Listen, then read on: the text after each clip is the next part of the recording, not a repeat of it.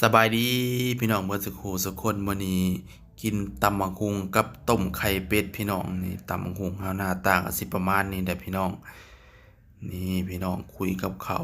ป้อนลงปากอันนี้ก็สิเป็นไข่เป็ดครับพี่น้องบีไข่เป็ดกินกับตำบักหุ่งพี่น้องแล้วก็คุยกับตำบักหุ่งนี่พี่น้องแซ่บได้พี่น้องเอ้ยเมนูของเฮามื้อนี้ ต้มไข่กินกับตำบักหุ่งแซ่บหลายนี่พี่น้องโอ้ยกุยคำใหญ่คักอีดีตะของนี่ผมพี่น้องกินข้าวผักบัวละพาคุยนี่ว่าพรก็กำลังคุยคำบักใหญ่เลยปอนเข้าปากเมียบอกว่าอย่ากินคำใหญ่นะเดี๋ยวติดคอซะภาษาว่าพรกับหัวหย่มๆมาเฮาเองเฮาก็คุยใส่กับคำเขาใหญ่ๆหย่ำบวยเลยกินไข่แดงตาม มันคักอีดีพี่น้องเอ้ยแซ่บคักอีดีว่าโอ้นี่ป้อนเข้าปากเคี้ยว